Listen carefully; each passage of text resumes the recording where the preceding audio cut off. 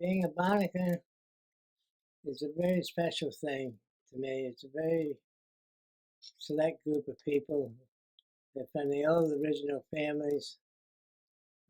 It's not very many left. I lived in the same house all my life. We had no running water. There's a hand pump in the kitchen. There's a wood stove. If you wanted hot water, you had to heat it.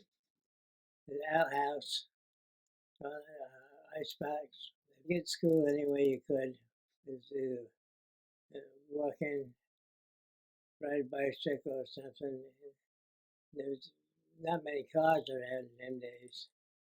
I mean, there's no school bus. It's completely different now with all these modern conveniences and stuff, and we never had any of that stuff, growing up. It's but then Springs was a sleepy little hamlet.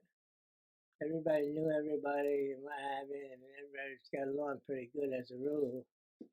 But that's long gone. I don't regret growing up the way I did, but it'd be very difficult to go back to that. But these modern conveniences are pretty nice. But we didn't need a lot of money. We had a big garden, canned vegetables and stuff for the winter, and had a root cellar, had chickens and pigs and what have you. And my father was a babyman, he had all the seafood you could ever wish for, Had plenty. You didn't need a lot of money in them days. No such thing as private property. Go anywhere you wanted. Back in those days, you got to remember there was no television or anything, what have you. And carving, it was sort of almost everybody did it. Sort of pastime, what have you. And naturally, we did a lot of hunting, and so that the decoys fit right in. Couldn't afford to buy them, factory-made birds. Most of the local people made their own rig. For every one we know who made, there's probably a dozen that are unknown makers. They were actually made to hunt over, and then I got away from it. I don't really make many decoys now to hunt over. It's more of this type stuff. I just like that style. It's easy. It's just a hobby for me. This decoy collecting is a big thing. It's part of the history. But around here, it's a lost art pretty much. It's a very select few people that are even interested in it anymore. This is one of the last things I've done. It's already a paint. It's been primed and sanded. Long-billed curlew. It's getting pretty difficult for me now. Everything is a lot harder than it used to be. My hands, especially the painting, I get shaking. It comes with the years, I guess. I'm 84 now.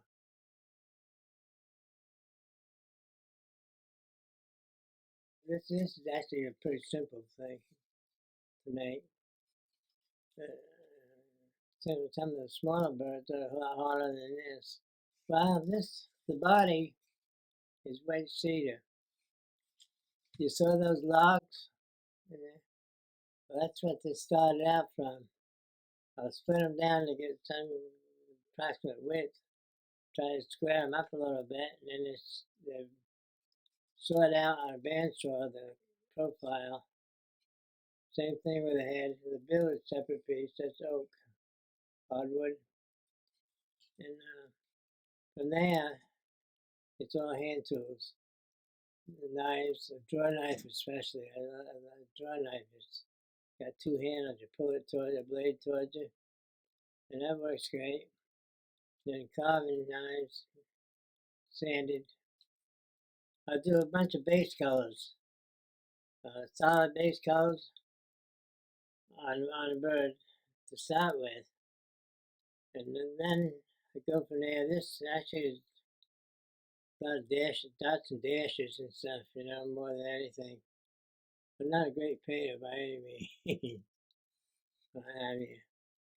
But that's like that. Do this color and then the dark color here first, then go from there. What have you. The painting takes quite a bit of time on some of these birds because you do one color at a time and have to keep going back to it and what have you. And you sort of gotta let it dry before you can handle something else. This this came out halfway decent. I'm pleased with this. If this one comes out as good, it'd be be a musical.